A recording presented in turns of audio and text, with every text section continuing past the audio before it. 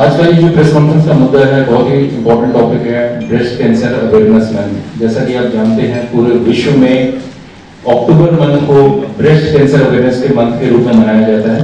तो इसके ऊपर एक चर्चा है जो आपके साथ हम करेंगे। एंड बिफोर वी स्टार्ट, तो हम देखते हैं कि इंडिया में 1.9 लाख केसेस हो रहे per year of breast cancer के। सो हम देखते हैं कुछ पॉजिटिव पैटर्न किस कारण होता है ब्रेस्ट कैंसर।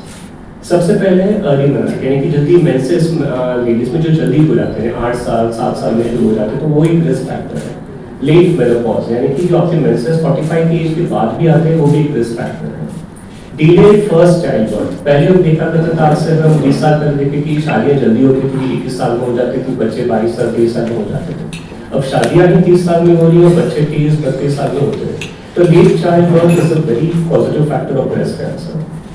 ओबेसिटी, आपका BMI अगर 30 से ऊपर है तो हम देखते हैं कि ब्रेस्ट कैंसर रिस्क बढ़ जाता है, क्योंकि इतना ही ईस्ट्रोजन बॉडी में ज्यादा होता है, वो स्टिमुलेट करता है ब्रेस्ट को कैंसर होने में। Lack of physical activity, obviously lack of physical activity देखा जाता है, जितना ही वो लैक होता है उतना ही वो ओबेस हो जाते हैं पेशेंट्स, उतने ही उनमें रिस्क बढ़ जाता है। Exposure to radiation during childhood, suppose किसी को पहले बचपन में कोई लिम्फोमा हुआ है और किसी रेडिएशन लिए छाती के एरिया में, तो उनको भी ब्रेस्ट कैंसर में देखा गया है कि ज्यादा कैंसर होता है।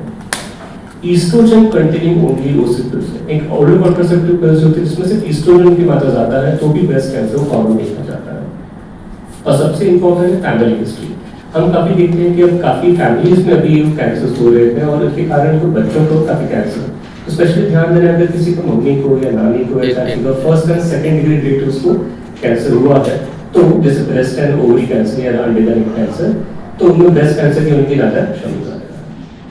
तो ब्रेस्ट सेल्फ एग्जामिनेशन ये कैसे करना है? वुमेन को आफ्टर बाथ एक आईने के सामने खड़े रहना है, आपके दोनों ब्रेस्ट को कंपेयर करना है, कोई इरेगुलरिटी, कोई लम्प यानी कोई गिल्टी या कोई skin changes, nipple changes, nipple का ऊपर नीचे होना, साइड में जाना, दोनों निपल के देखना है, कोई काख में कोई गिल्टी दिख रही है उसको जांच करनी है। ये सारे हर महीने आपने एग्जामिन करना है और स्पेसिफिकली मेंसेस के बाद ये वुमेन ने अपने आफ्टर टेकिंग बाथ करना है। स्क्रीनिंग मैमोग्राफी, जो भी ladies after the age of 40 है उनको मैमोग्राफी करनी है हर साल में एक बार। ये हमें बता देते सूक्ष्म छोटे से छोटे इसमें माइक्रो इसमें कैल्सिफिकेशन में दिख जाते हैं, जिससे कारण जल्दी पिकअप हो जाता है breast cancer. High risk women, high risk women कौन से हैं? यानी कि जिसको फैमिली हिस्ट्री के घर में ये कोई ओबेस है या उनको पहले कोई प्री डिस्पोज्ड फैक्टर हुई है, कोई बायोप्सी है ब्रेस्ट में, तो उनको हाई रिस्क वुमेन, तो उनमें हम MRI ब्रेस्ट पे एडवाइस करते हैं, क्योंकि वो जल्दी हमें अच्छी तरह से डिटेक्ट करने में मदद करती है।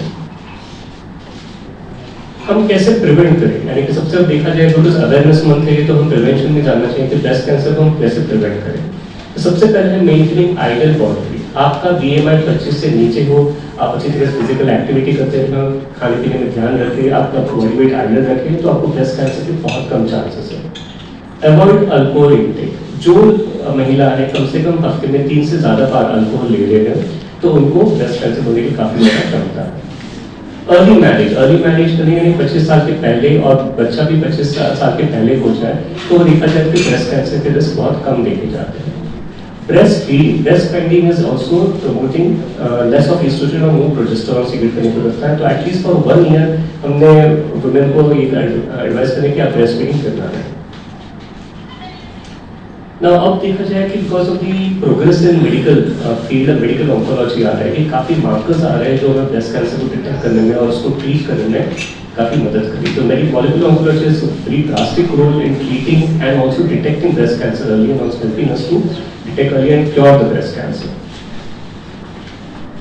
Now there is paradigm shift in the age। पहले हम देखते थे कि महिलाएं 40-50 के बाद ही ब्रेस्ट कैंसर देखा जाता है, लोग जब आते थे हमारे पास 60 एज में ब्रेस्ट कैंसर पाया जाता है, बट अब महिलाएं 25 साल की एज में भी आते हैं जो ब्रेस्ट कैंसर लंप लेके वो कैंसर निकलता है।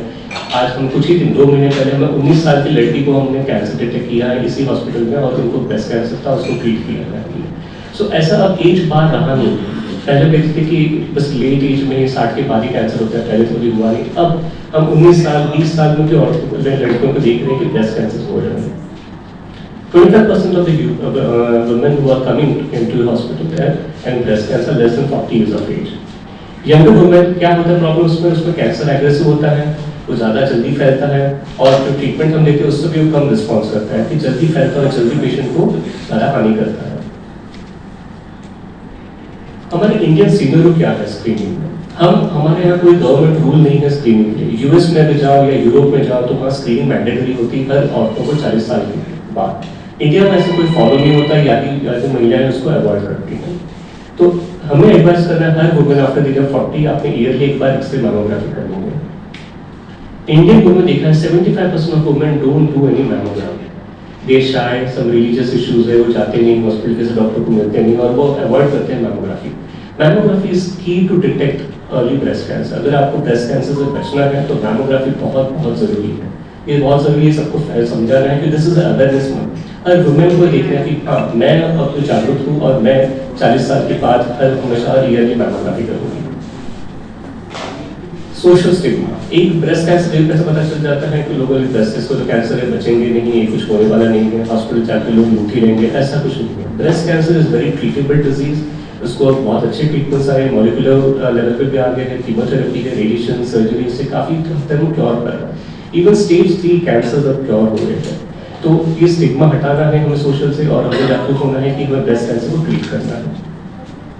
रिलीजियसली काफी लोग आते हैं, कहीं पापाओं के पास चले जाते हैं, कोई देखिए देखिए को आते हैं, आयुर्वेदिक ट्रीटमेंट लेते हैं। तो this is a bad thing. Now there is a very programme thing, a staging wise एक प्रॉपर असेसमेंट होती है और अपनी ट्रीटमेंट सही कंप्लीट होती है। So now people are coming to us to late in the stage 3 and 4. Even educated women are coming to us in a late stage.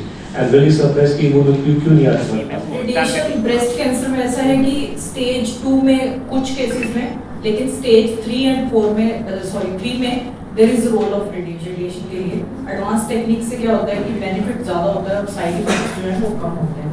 तो हमारे पास सारी टेक्निक्स हैं, IGRT, SBRT, BMAT, arc therapy, all techniques are available. इसका overall effect कितना होता है, कितने percent तक बेस्ट है? जैसे रेडिएशन से टारगेट पे, हाँ देखिए ऐसा है कि जो इफेक्ट है वो स्टेज पे, जो ब्रेस्ट ऐसी चीज है कि खाली स्टेज का उसके साथ रिलेशन नहीं है, ये हार्मोनल डिजीज है। इसमें क्या है कि हम स्टेजिंग के साथ साथ पेशेंट का हार्मोन स्टेटस भी देखते हैं कि, और इसका जो ट्रीटमेंट है और जो रिस्पॉन्स है पेशेंट का सर्वाइवल है वो स्टेज एज वेल एज उसका हार्मोन स्टेटस क्या है दोनों पे डिपेंड करता है। There are difference in between की breast cancer and then other lungs cancer. Breast cancer and lung cancer, या ब्रेस्ट कैंसर और लंग कैंसर में बहुत ज्यादा फर्क है। जो लंग कैंसर है, एक पेशेंट को लंग कैंसर डायग्नोज हो रहा है, दूसरे को ब्रेस्ट कैंसर डायग्नोज हो रहा है, तो दोनों के इवन स्टेज 4 में भी बहुत फर्क है। जो ब्रेस्ट कैंसर स्टेज 4 का पेशेंट है वो ज्यादा सर्वाइव करेगा, इवन और जो लंग कैंसर का पेशेंट है स्टेज 2 स्टेज 3 में भी आ जाए तो उसका सर्वाइवल ब्रेस्ट के कंपैरेटिवली कम है। लंग जो है अग्रेसिव होती है। बाकी ऑब्वियसली हिस्टोलॉजी अलग अलग होती है, किस तरीके का कैंसर है उस पर बहुत ज्यादा डिपेंड करता है।